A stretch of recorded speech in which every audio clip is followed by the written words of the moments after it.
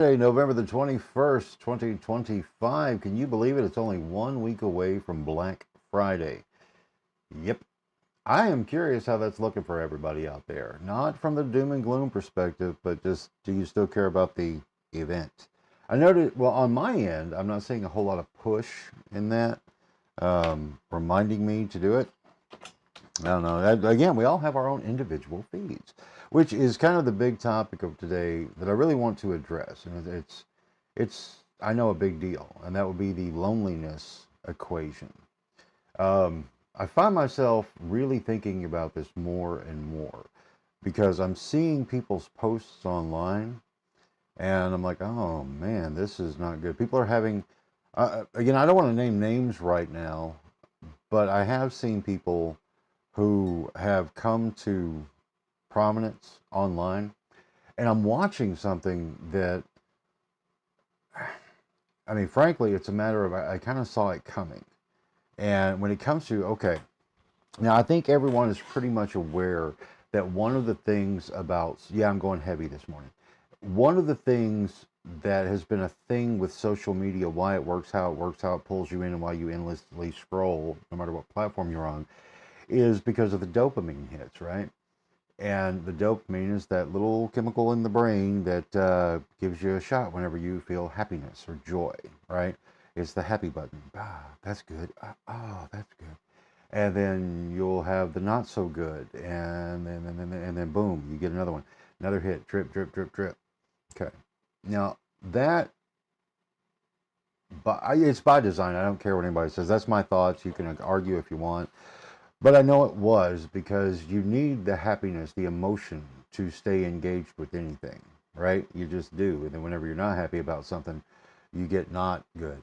Okay. And so I'm seeing, and I've actually watched it for the past year and a half.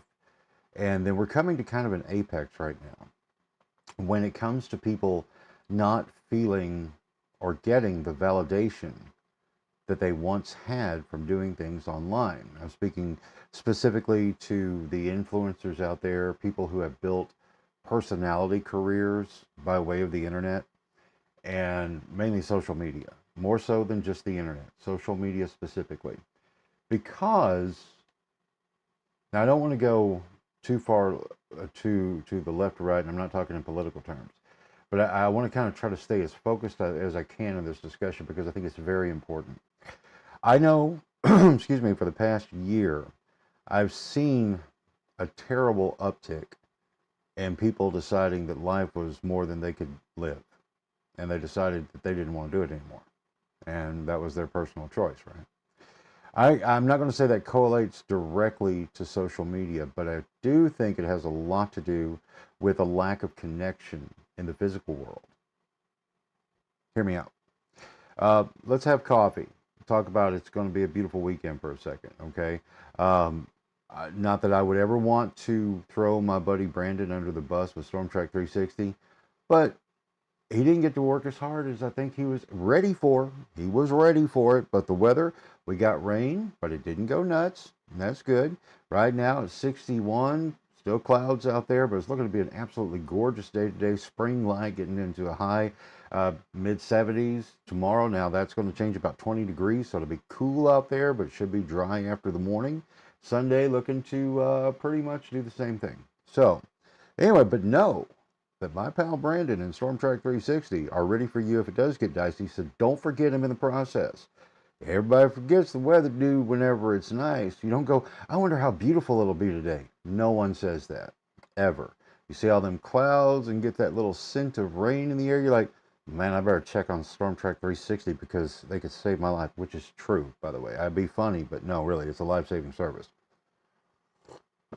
And anyway, hats off to him as he remains vigilant on the sidelines, waiting to serve you. But don't forget him in the meantime. Okay, so going back to this, and this is really where I'm going to lean pretty hard today. Because, and I speak to this not as an expert, I'm not a therapist, I am not a licensed psychologist, none of that. Okay, I'm just a human being who's been on the planet for 51 years, getting close to 52 as far as like the official timing. But I've observed a lot of things in these 5 decades. And what I'm seeing right now, and I'm listening, okay, here, look for this. When it comes to the personalities that you followed online, not necessarily the people in your groups or your tribes like that, but look at those YouTube influencers that you watch. And a lot of them are starting to be more vocal about how their views are going down. And they're throwing shade at the platforms themselves. They're being shadow banned, or their views are being cut back, and that could very well be true, because we know that happens. I know that happens from before, not now, not now. Here's the thing: in 2021, the Facebook decided I didn't need to be on the platform anymore. I hadn't actually posted in a few months. At that point, I kind of stepped away. But then when I went to go back on, it was all gone. You know, and it's like, okay, I said a few choice words that I learned from many a drunken friend, and but moved on, and then didn't want to play back on these platforms again, because it was very frustrating, and it was depressing. It really was, because in some instances there was a lot of great work that went out, great messages that went out, and then they decided to make it go bye bye. And it's like, okay, whatever. It's your playground. That's the number one thing you have to understand. These platforms, your page ain't yours. Your profile ain't yours. Not when you use the social platforms. It's their playground, okay? Work on expectations. That will help in this process that we're talking about today. It is not yours. Now, you can build a website that's more yours, but still not exactly yours, because those things break and go down too, or you could get shut down there too, depending on what you're doing. And I'm not going to say whether you should or whether you shouldn't. That's a discussion for a different day.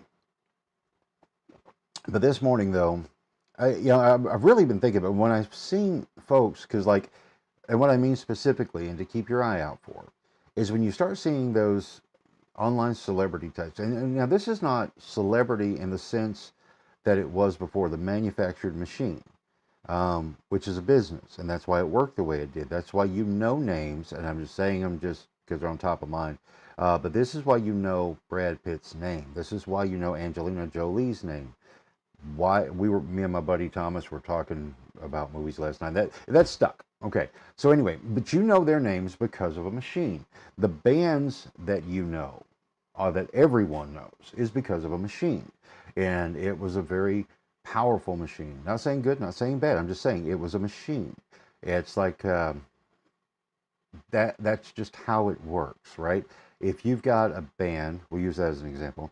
Back in the day, if you had a band that got signed, it was because the record label saw the X factor in them, that with their music resonated with people on one little bitty point that they saw could be, and I don't like using this word, but I'm going to, exploited for a larger audience, right? It would have more mass appeal.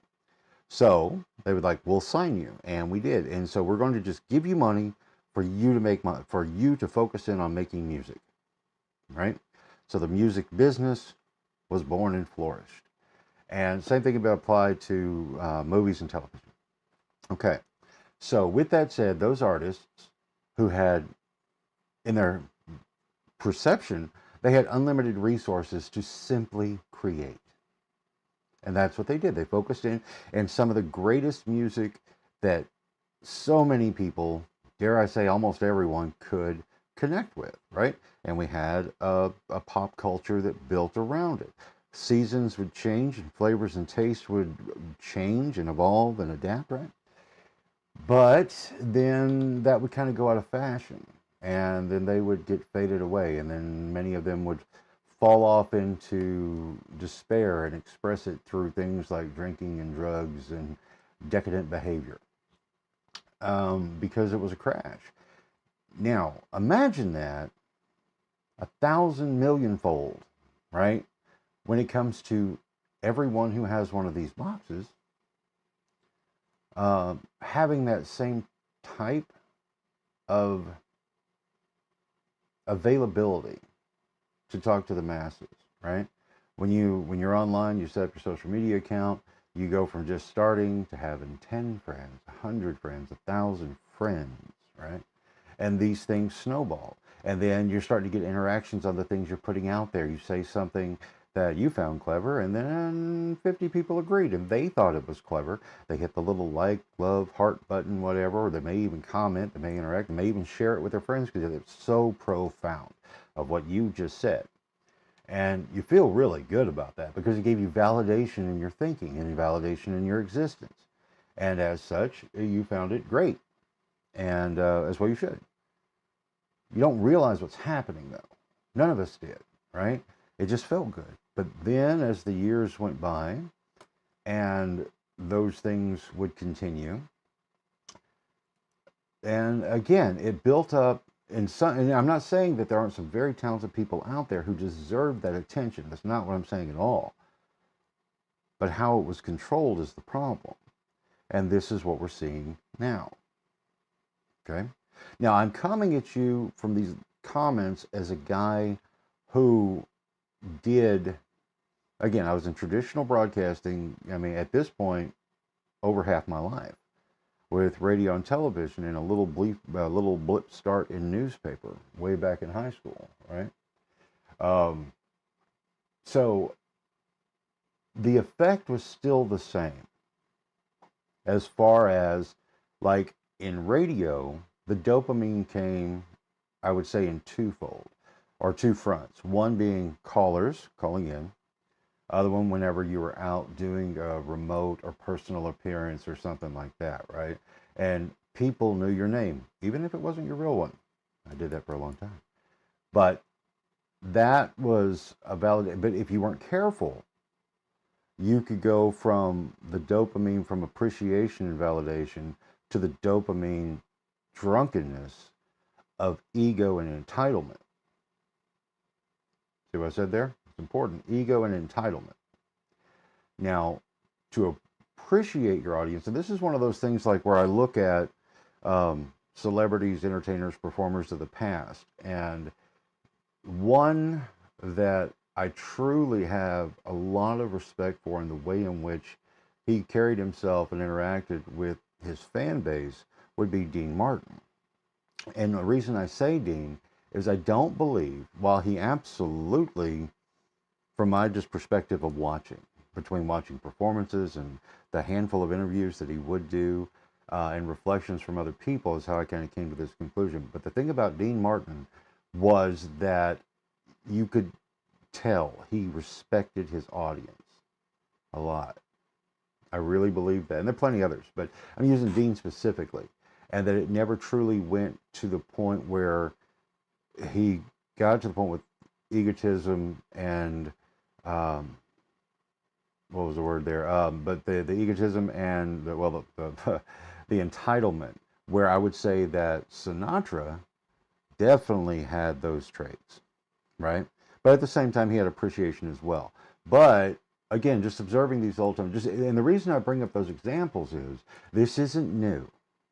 What's happening right now, where you're watching your favorite online creators or just friends that seem to be the most popular inside of your circles, they're going through a lot of the same things, right?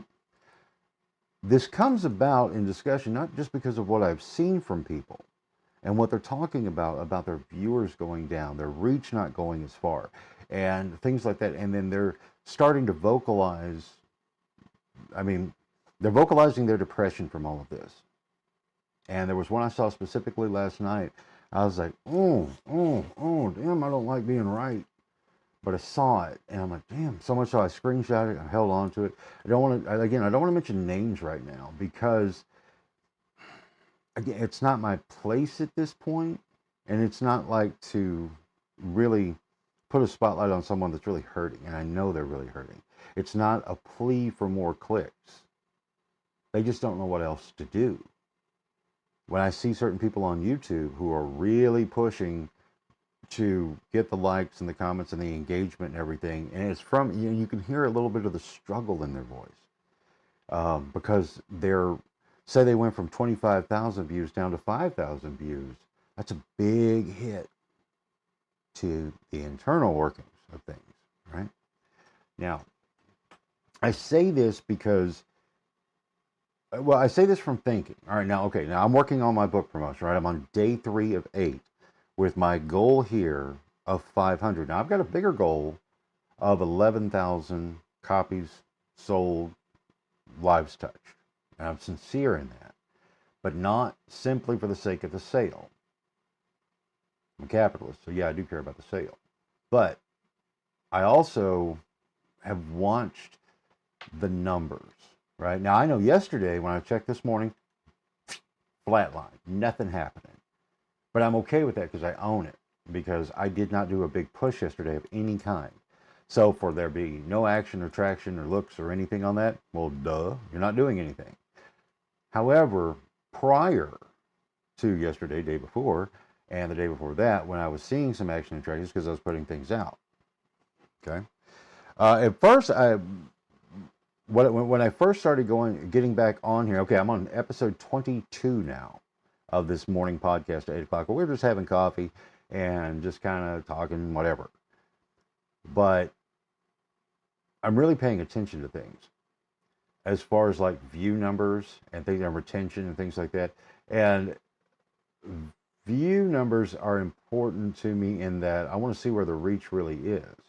Now, as far as like retaining viewers, I mean, it drops off pretty quick because everybody sees this old dude with the funny hat and the old scruffy beard, and they don't know who the hell I am, and that's okay. And I'm not doing anything to really grab you on the front end. I get that. I understand that. I mean, I'm getting comfortable in the seat. At first, for about a minute, I was like, what am I doing wrong? And there's plenty that I'm doing wrong. But I also know, and then learned, that putting links in like the description was a big red flag no-no. And I know that had an impact. So I was like, okay.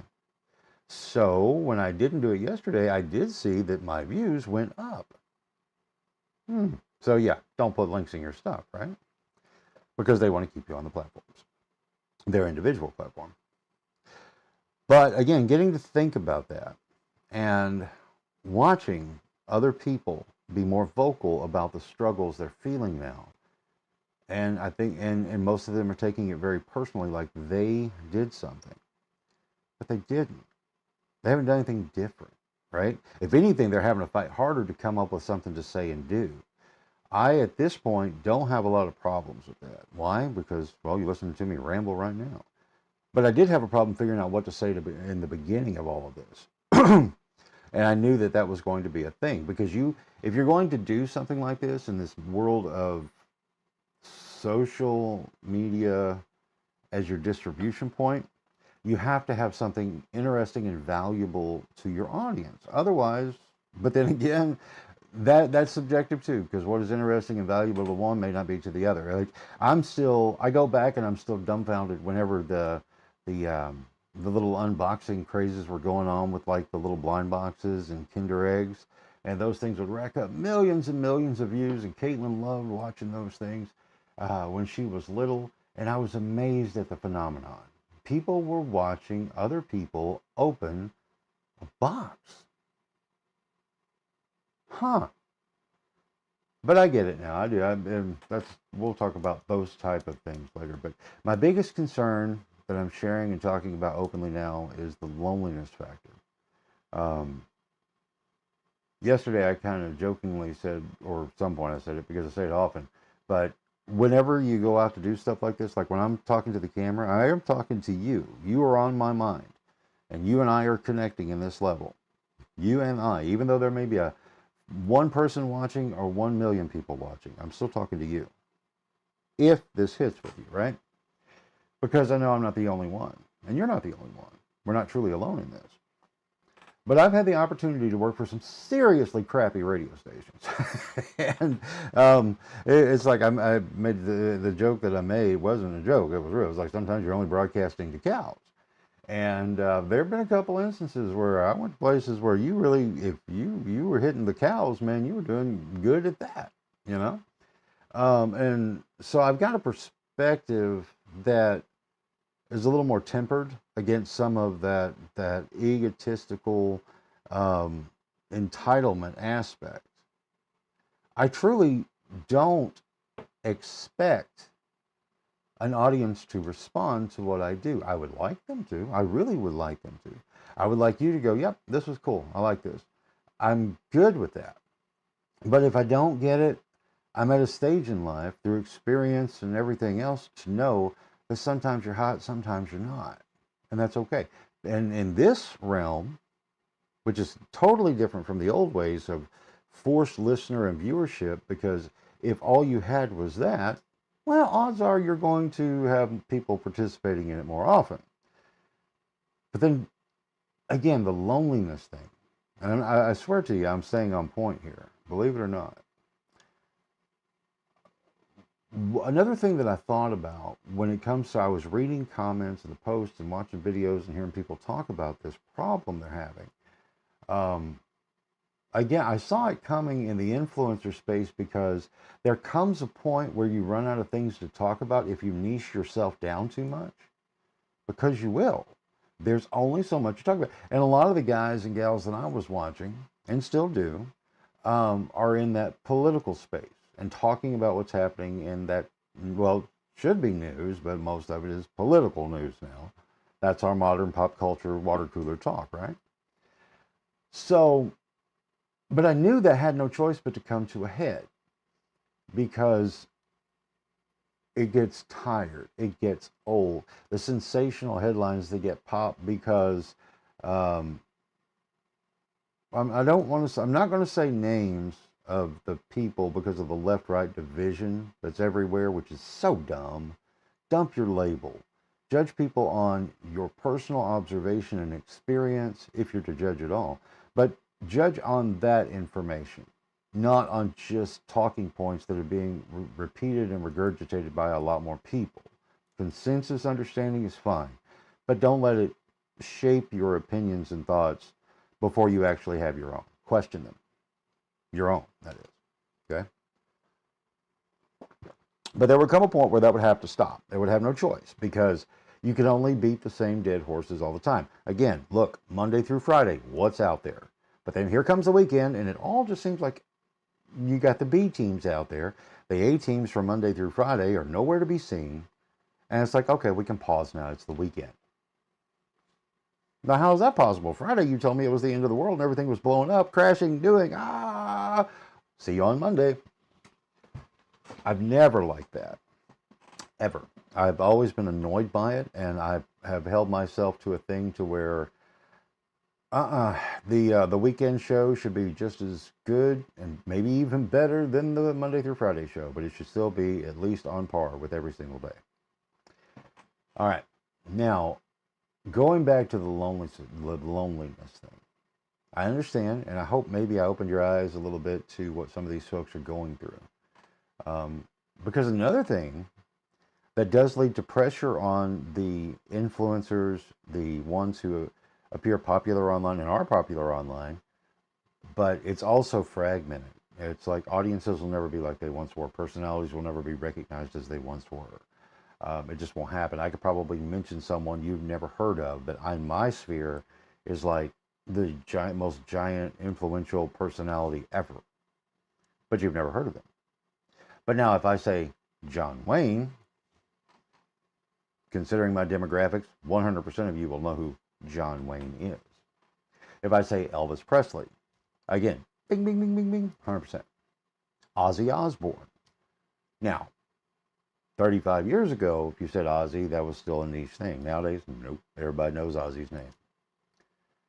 And that type of thing, but we don't have that now. We do not have that. And that, again, I think is what leads to the loneliness thing, because if you do not have something in common inside of your circle in the physical world, then you don't have anything to talk about. And if you don't have anything to talk about, you don't have anything to relate to one another with, right? And if the thing that you do like to talk about, you're able to satisfy online by way of social media groups and things like that, guess what? You're going to gravitate there. Why? Because it feels good, and you like these people because y'all like the same thing. Even if you disagree on certain aspects of it, which is good and healthy, and you would do in the physical world, you connect. But now what's the problem there? There are issues, and this is not knocking any kind of friendships that were made by way of the internet, because I've made some great ones. And there are certain people that we've gravitated to each other and built such a strong, real relationship. not fabricated, not the illusion of, but a real one. But there are some days where, man, it's tough. You'd like to just, you know what, I just need a drink and a scream fest. And this guy here would be the one I'd like to do it with. I could talk to him on the phone, I could text him, and it'd be great, but it ain't the same as saying, you know what, let's go over to the Oasis, belly up to the bar, and sit there for a couple hours and bitch about the world. So it's not the same in that. And that's a giant hole that we ourselves accidentally dug. Hence, loneliness, depression being so high. And I say it is by design because these platforms want you to stay on them. They're not interested on you changing the channel. They don't want you to. And they do a lot of things that will ensure you don't. Like, don't share a link. And that's just the business model. Just like the music business had a model that would ensure that you listen to this handful of people versus the thousands upon thousands of talented folks who don't get that spotlight. All right. Another story that came to mind in thinking about the loneliness equation is I love doing nights in my radio days, 7 to midnight. That was always my favorite slot. Made for kind of a terrible personal life because everybody was out doing their thing 7 to midnight, having a good time. And I was on the radio talking to them while they were doing things. But I was part of the party that way. See what's happening then? Same as now.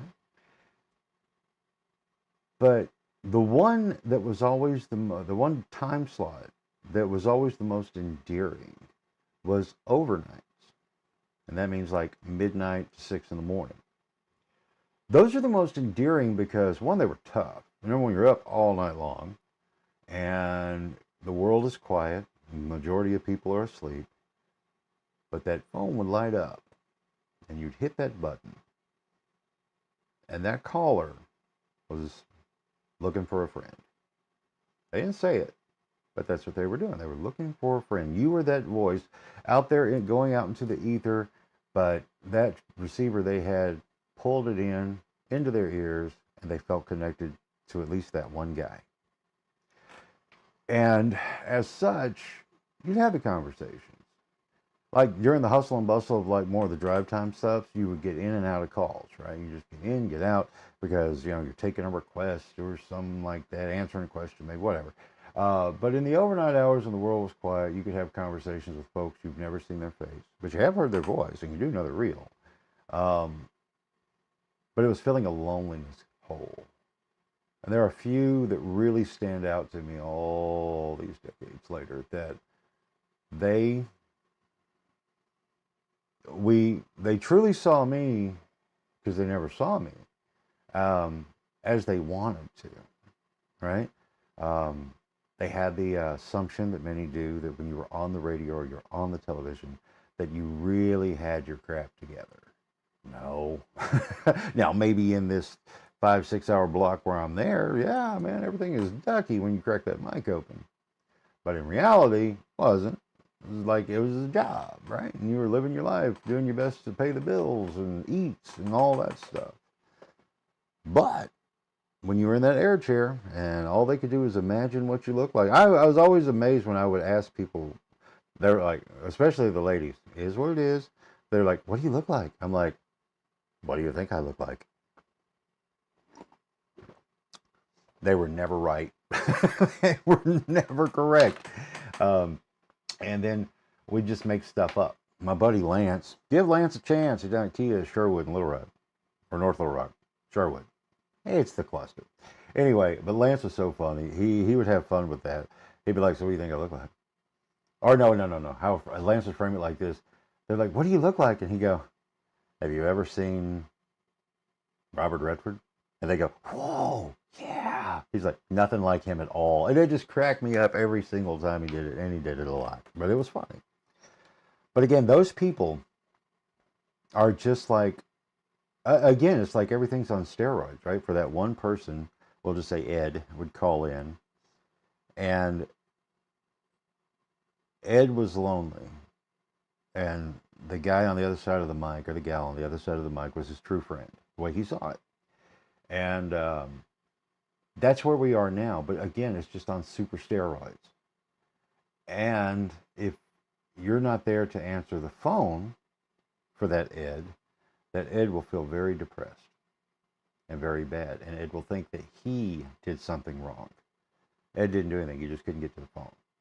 You were busy because you were at work. But Ed didn't see it that way. And as such, I point that story out just because there's nothing new under the sun in this, other than I really believe there's a lot more nefarious things happening with that, because the people behind this technology, they know how it works. Even if they didn't intentionally start out with that motivation to trigger those chemicals in the brain that would get you addicted to these platforms and this method of communication and connection, the reality is they saw it and then they advanced upon it. If it was like just a unfortunate but happy side effect, they exploited it. It's just true. And as such, people are getting hurt a lot, because not just say that influencer online personality that has a lot of reach, they are getting hurt in their own way, but also their readers, viewers, listeners, because they are truly sympathetic, empathetic, and compassionate toward the problem of that person that they've fallen in love with. If you have someone that you're in love with, your family, your friends, your spouse, whatever, when they hurt, you hurt. In the physical world, you've got the opportunity to at least grab them and give them a hug. Take them out for a cup of coffee, which even then that we can doesn't mean we do.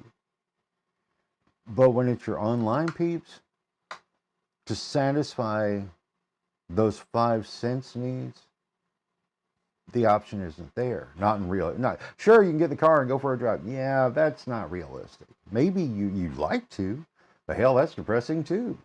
You don't have time to make that 8-hour drive. Can't afford to make that, halfway around the planet flight. So those are the things that, in thinking about things, what is going on? I've got something going on over here that's not working. Let me fix that. I'm taking a little pause. What is going on here? What is going on here? Well, it says it's working, but I don't see it working. Here, do it. Resume. Working on a little print project for somebody. Anyway. I'm ranting about this because it is a serious concern of mine. Not because my reach isn't hitting my goal numbers and pushing 500 copies of my book. It's because I'm wanting to figure out how I do that. Because I've got to connect and show you why that my book is worthy of your time and attention, and hopefully your dollars. But I'm not basing everything that I do on that. I hope you understand what I'm saying there. Because it's not. Because I'm learning as I go. From my perspective in doing advertising, marketing, and promotion, the goal is always to get you the best return on your investment, which I don't sell advertising, marketing, and promotion anymore for any particular entity, even myself. I do have I have a content package that I put together to provide as a service to people that we get along and it will be a good fit, but it's not a willy-nilly wide open spaces thing. I'm not doing that ever again. And it's very specific, and that's why I say we have to be on the same page, because I give you exact items that we're doing with specific goals and such, because that way there's no false promises, because there's no way in my not even just right mind but clear soul to be able to tell you that if you do this, I guarantee this will happen. There's nothing I can say about that. I can say with more confidence that if you do try out this evergreen content package and do this, and this with, I do this for you, then you're going to have this, and this. But this doesn't just automatically make everything magic and rainbows, okay? But you do have a foundation that's set, that when you are engaging with the people that already love you, you're giving them something that keeps them connected, okay? And that's important. And because it's that connection, it's that loneliness thing again. More so than just the big wild blast and all the damn ads you see that show up everywhere, unless you pay for the premium that cuts the ads back. But even in that, you can subscribe to certain things that used to, once you subscribed, you no longer saw ads, but now there are tiers to those subscriptions. You won't see as many ads. And why? Because everything is funded by everybody. We fund each other. It's not a government, okay? We fund each other. And I'm glad to see that it's come to prominence again as far as the bit with the Three Stooges, the later Three Stooges, where you had Moe and Larry and Joe Dorito. No, it wasn't Joe Dorito. It was the second Curly. Forgot his name. Doesn't matter. Anyway, but they're passing around a $20 bill. And because, well, it's like Moe's got this 20, and Larry's like, hey, don't you owe me 10? Or whatever. It was it's a $10 bill. All right. Moe had a $10 bill. Larry said, didn't you owe me $10? And Moe's like, yeah, oh, yeah, here, now we're straight. And then the other Curly says, not Curly, but the other Curly says, hey, you owe me that $10. He's like, oh, here you go. And then Moe says to the other Curly, hey, didn't you owe me $10? He said, yeah, now we're all square. That same $10 bill just satisfied 3 debts. What? But that's really how it works. You and I support each other in this whole society. That's how it works. It's a circle. It's a hamster wheel. It's a cage. Think about that. Now, I'm not going to share those thoughts right now, but the point being that we really are all in this thing together. Some may appear to have more than others, but even them, they have to go back into it. Because they've come up with something that's a great idea that a lot of people want, and to be able to maintain what they do, they need more people to help them do it. So they hire people, and they trade time and money right there, and everybody's happy, right? But the circle continues, and that goes beyond just the whole collecting taxes thing that comes from the people who didn't do the things. Some things, yes. Infrastructure that we all need and no one person could afford to do. So our pennies get pooled, that's what taxes are supposed to be for, to take care of those needs. Running water systems, roads, and those things, right? So, no, in saying that, there's proof for you that you're not alone, because we're all depending on each other. It feels too heavy. I don't want to have to deal with that. I can't carry that burden. You've been doing it forever. Even right now, when you feel like you're not doing anything, you are doing something, and you are a part of this whole thing. So don't worry about being alone. You're not. But it is tough now when you feel that the only people you can talk to are inside of these boxes. But they're not hearing you. They're really not. That's true. They're not hearing you like they did before. There are worse gatekeepers now than there ever were prior to the internet age. I say it from personal experience and observation. Because back then, you could do it, but you had to also understand that there was a process, right? You would either have to, if you wanted to do it, you would need to work your way into the business by various means. If you just wanted to connect with the people, well, then you'd have to take the steps and be patient if you wanted to get through the phone lines or you wanted to show up at an event, but you could do it. Same thing can sort of apply here, but you can like type and comment and everything else to the person, and they may be too many, they can't keep up with all of them. Or when you put something out, nobody sees it for some reason you don't understand. Like putting a link in something suppresses your post and your reach.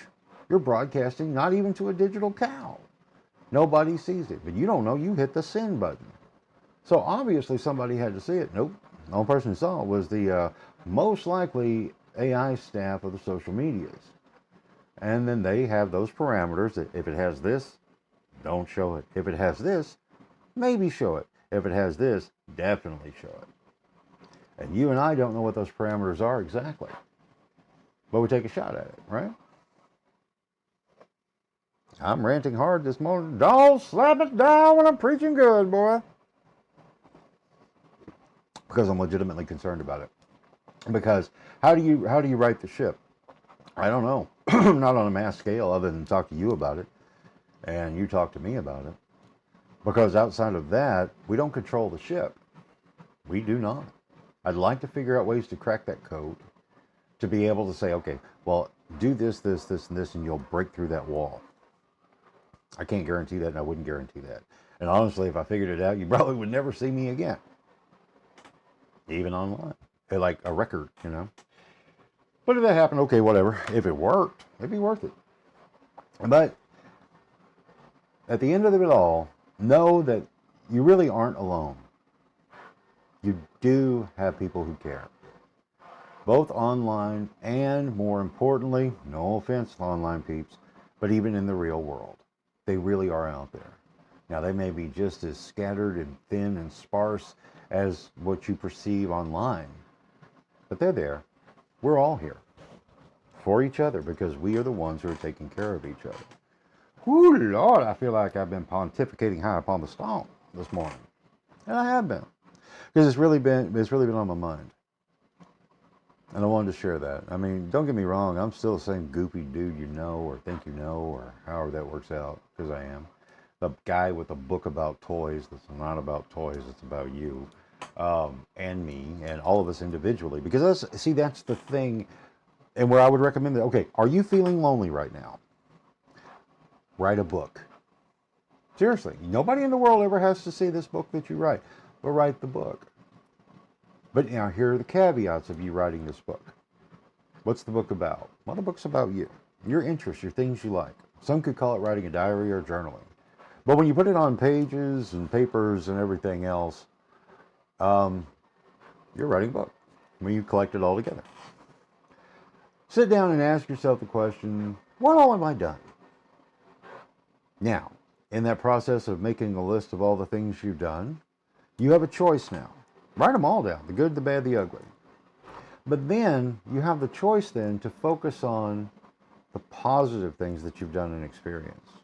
That doesn't mean you wipe away the not so positive things that you've done.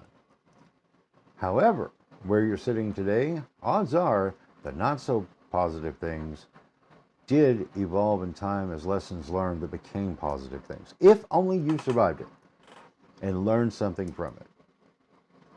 Tell that story, if only to yourself. Start there.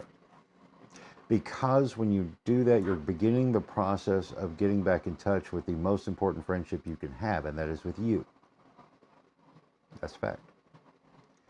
Again, when I sat down this year and knew that I needed to write again, I used to write religiously. I mean, all the time. Most people never saw it because I never put it out for the rest of the world to see. But the act of writing I did every damn day, especially for the 10 years at TKO, where I wrote a new script every damn day to only have it slaughtered when read on air. But you know what? Every day. I was more proactive with my old jimstoybox.com and doing reviews because I got a validation of my hobby that way. Because people were like, oh, I get that. I hadn't seen that. Yeah. And that was good. And again, made friends that way, sort of. Actually, a lot of those folks are gone now. What are you going to do? I mean, not gone in the gone way, but we don't connect anymore. They have no use for me, okay? And I don't mean that in a bad way. It's just I'm not providing anything to them that adds value to their lives or our conversation, so we don't talk. This way it goes. It works the same way in the real world. So, in thinking of all of these things and all of that, but write a book to yourself and then look at it through a different lens. You've had a lot of goods, wins, highs, positive things, a lot of not so good, kind of low, oh my God, that sucked, how the hell did I survive? But you did. Write them out. And then you might be surprised what starts to emerge during this, we'll call it a therapeutic session of venting out things in your brain, memories recalled, that you can then channel back into doing something positive with it. Because you can. Everyone can. You totally can. Reform yourself. Does that sound harsh? Maybe. I don't know. But be the better you that you are underneath there when you feel you're not. And that's where that book was. Because again, initially I started with a fiction book. Because I'd done the helping stuff, like the 3 keys to content creation, the 8-hour video workshop stuff, other training things that I'd done over the years. And I wanted to move away from that just teaching aspect and express myself more creatively, so I sat down to write a fictional novel. And I did. And like I say, it's 95% done. I want to go back in, I want to expand some things and tighten some stuff up. And I'm working on that because I want that. But for me personally, for personal, professional reasons, I knew I needed to do something a little different. And that's how Toys Are Totems was born. Because I had to hit my own pain points, right? I was, again, like over here on this shoulder here, that's my mom. My mom had a really tough start of the year. Very tough. Very, very tough. And we can talk about that sometime, I guess. But by May, she no longer had to fight that fight. And we all had to move on. Amongst other things that had happened just prior to, that many of you are privy to. It was the hardest thing ever. And it wasn't just me. It was my wife and my daughter. We were all directly impacted. And my family, my friends who were aware of what was happening. And it was hard to get through all that and keep it together on most levels. And we did. But in that, though, there were still things inside of me I needed to work through. And I wanted to find some kind of purpose. And I had all this crap around me. And I'm like, why in the hell do I have all this crap? Because once you lose someone you love, and in that whole normal, natural process, you start questioning why you have crap. And you've invested time, effort, energy, and money in crap that won't matter at the end of it all. Right? And that's when I sat down, and again, I asked myself the question of why do I have this crap? And then I got serious about questioning myself about it, and hence the deep dives into how I got there and why it's actually okay. Because every one of those pieces of crap that you see brings some joy, if only fleeting. Moments of zen I can look at any point and think about and go, yeah, that's good. Remind me of a time that was good. Give me hope towards a future thing. All the while enjoying it right now. Because never forget, the past no longer exists and the future is a construct of your mind. It doesn't really exist. But you're working towards an ideal one that you're coming up with right now. And you can. So, boy, this was something, wasn't it? You didn't see that coming out of the goofy guy in the goofy hat with the old scruffy beard and a cup of coffee. For all you normies out there who are going to take the weekend and enjoy everything you do on the weekend, do it. I got some things I'm going to do too. I do believe we have plans to go up to Silver Dollar City since they're kicking off their Christmas thing this weekend. I'm looking forward to that. And the girls are definitely looking, and my mother and father-in-law. We're all looking forward to it because it'll be fun. And we're going to start with breakfast. Suggestion, non-paid, sponsorship, nothing like that at all. Fact. If you want to have a great breakfast in Branson, Missouri, go to Golden Corral for breakfast. The rest of the day's fine, but their breakfast, oh my God, you'll probably see me there. And I won't be ashamed to show you what all I force into my face. Because they have a great breakfast. That's a good price. So anyway, and lots of variety. So anyway, that's it. I hope you had a great conversation with me because you're screaming at the screen, you're dumb, Jim. And I'm okay with you saying that because you said it. Keep saying stuff. It's fine. But anyway, that's that. Let's wrap it up. I'll be here tomorrow morning, Sunday morning, every morning, 8 o'clock. In an effort to just connect. Just connect, just to say hi and let you know you're not the only one out there who's thinking about things, questioning things, wondering about things. And all the while, just trying to be a good human being. Matter of fact, no, I am being a good human being. That's up to you, whether it's good or bad. But me, I know what my intentions are.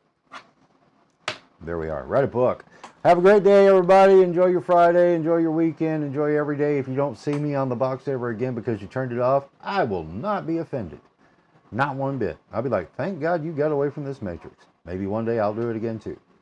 But for now, I still see a usefulness in cracking the mic and camera open and talking to you. Yep. Anyway, share my book. Buy my book. Write a review. It'd be appreciated. I ask directly because that's the only way you get anything in this world. Just ask for it. True story. Anyway, see you.